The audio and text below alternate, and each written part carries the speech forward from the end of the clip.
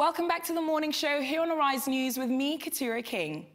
My first guest captured Nigeria's heart in the popular 90s television series Checkmate with her character Anne Hashdrop. Since then, Ego Boyo, popularly known as Ego Boyo, has worked extensively in the creative arts industries for over 20 years, producing critically acclaimed feature films, documentaries, and advocacy films under her production company, Temple Productions. She is the current president of the International Women's Society of Nigeria, which is a group founded to work for the advancement of women of all races. Welcome to the morning show, Ego. How are you? Well, thank you. I'm very well, thank you. Thank you for having me. It's so nice to see you. You're resplendent in pink. Thank you. Loving the Valentino pumps. I mean, I've got an eye for fashion. It is Fashion Week in Nigeria after exactly. all. Exactly, it is. So you have to tell me how you got started, because everybody knows your name. We all know the grand and illustrious Ego Boyo, but who is the woman behind the mask? Well, how did I start and who is the woman? I guess this has always been something that I think I was born to do. From very early on, I was a little performer. And so it was very natural for me to go on to study theatre arts, which I did. And then when I finished that, I came back to Lagos, and a family friend came over to the house and met me and then heard about, that I'd finished school and all of that. But nothing happened after that. Right. A year later, she sent a team to interview me and they said to me, do you want to be in this production?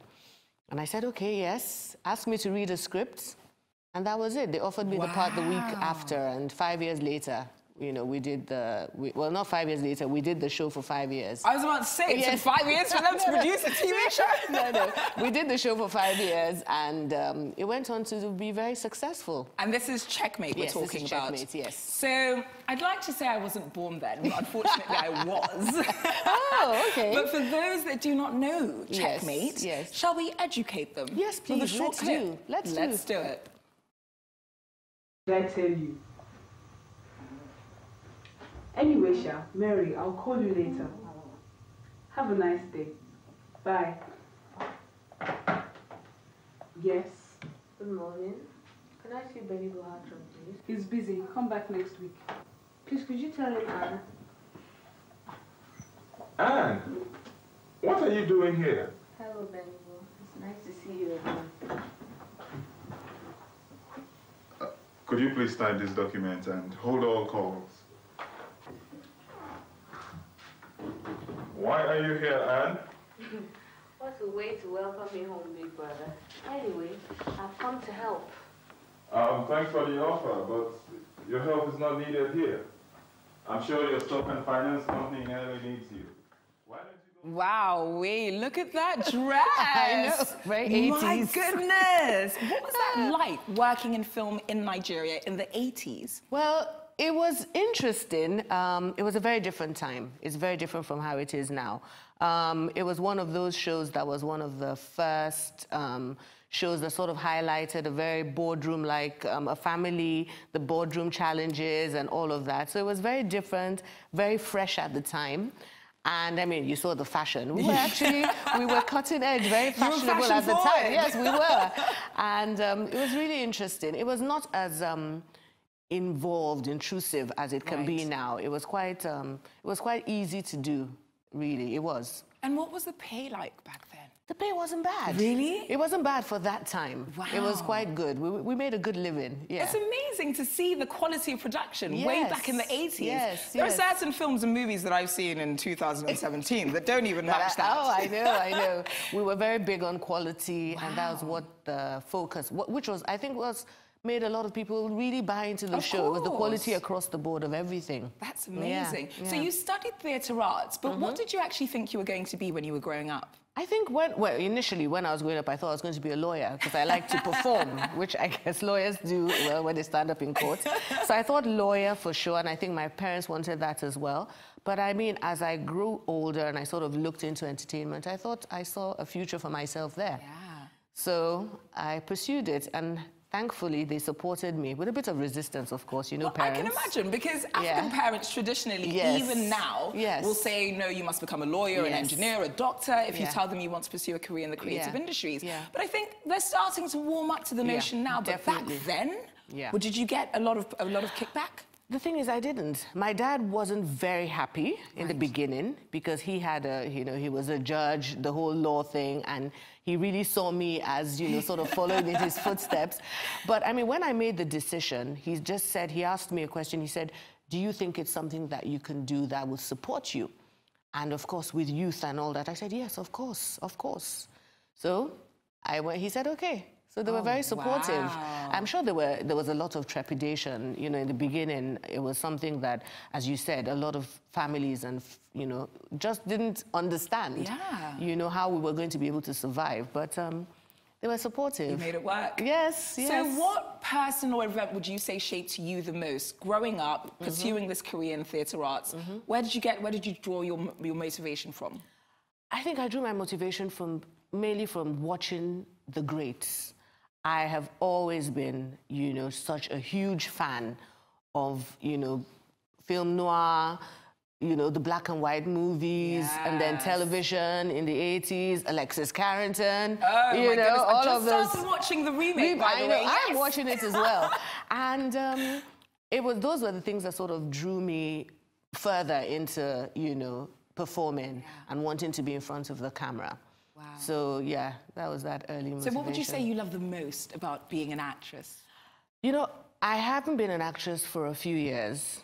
Well, quite a lot more than a few. So it just came back to me because I went back on set recently. And I think what it is just being a different person from who I am. I think a lot of actors will say the same thing. Absolutely. It's just playing a different character, somebody totally different from who you are, being able to explore that, get into somebody else's skin. I think that's what it is. I love that, yeah. What would you say the hardest part about being an actress then in the 80s versus being an actress in 2017 in Africa has been for you so far? I think it's really where we are in terms of how intrusive the lives of actors have become. The work is still as challenging. It can be as challenging. It's been good. There's been a lot of opportunities. So it's not really the work. I think it's a lot of the stuff that comes with the work that I think is one of the biggest challenges, at least has been for me. Yeah.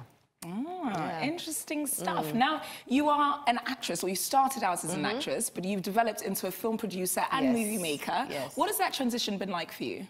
Again, I have been lucky. It was quite, it was seamless. Oh, wow. I started, as I said, with Checkmate, and in 1996, the team on Checkmate decided to make a film, Violated. And so the cast came together and said, we're making a movie? well, not all the cast, but some members of the cast had already been it was written for some people, some of us in mind. So we were going to go forward and make this film. And again, it was one of those sort of firsts. There were a few films then, but not as many. Right. And we said, okay, we're going to do this. And Amaka Egwe at the time, of blessed memory, said, what do you want to do on this film, apart from act? Because she had written the part for me. And I said, I want to produce. I want to try it. Wow. And she just said, okay. It was that easy. You have led a very blessed life.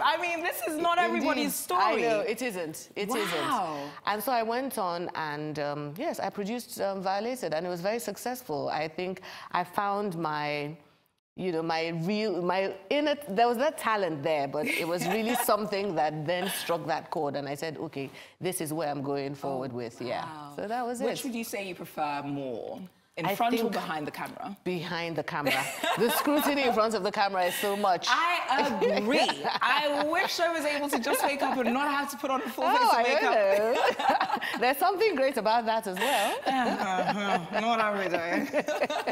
Now, you are a filmmaker and a thespian, but you also have the International Women's Society. Yes. So tell me a little bit about that. Okay, so the International Women's Society is a 60-year-old society. It's been in Nigeria for 60 years. A lot of illustrious women, both foreign and Nigerian, have been members. They were the founders of the society. Right. And what we focus on is women and children. So our whole aim is to sort of make the lives of indigent women and children better. So we have different charitable committees that we've set up to run so that we are able to assist as much as we can. We have a day nursery which has run for 57 years. 57? Yeah, 57, yes. 57 years in Wow. Yaba. It has educated scores of children from ages 9 months to 5 years. We have a scholarship scheme. We give scholarships to girls. We have a Luth library, which is over 45 years. That's in the hospital, Luth Hospital in Idi Araba. We also have the Skills Acquisition Center in Lekki. So we teach young people who might not have the opportunity to have a formal education skills, different vocational skills. We have a Widows Trust Fund where we give money to widows to start a small business. So we empower them that way. And yes, we have a home for abandoned babies in Ijebu-Ode. Wow. Because, of course, that is another thing that it's our realities, it's what we deal with here all over the world. Babies are abandoned. So we've set up that home in Ijebu for that. So those are the 6 main committees that the IWS works through. And as I said, we've changed the lives of scores of women and children. Clearly. Yes. I mean, you are doing so much. This is amazing. Thank you. So you sort of forged the path in the industry, in the movie industry in Nigeria. And then you're also doing this advocacy work with IWS. Yes. What sort of impacts would you say you're looking to leave on the continent?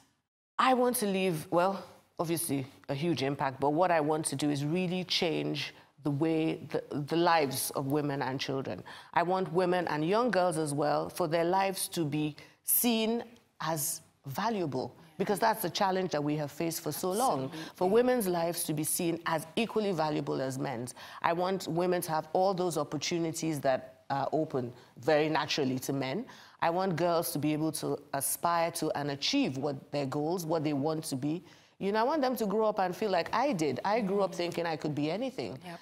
And because of the privilege, I didn't even have to worry about it. So you have that privilege, and you see there's so many young girls, so many women that do not have that. Yeah. And I want to be able to work actively to ensure that they do get that. Yeah. That's amazing. Yeah. Oh my goodness, I have tears in my eyes. Oh. Wow, you are beyond inspirational. Thank you. Can I adopt you as my mother? It's amazing. Now, we're going to go for a quick break, but when we come back, I'm going to be talking to you and one of your principal actresses. Yes. And we're going to be discussing women in film. Yes. How do you feel about that? Oh, great. Okie dokie. Nice topic. Yeah. It's time now for a short break on the morning show, but do not touch that dial. As when we return, I'll be staying with the amazing Ego Boyo, and this time we'll be discussing her experimental film, A Hotel Called Memory. Don't go away.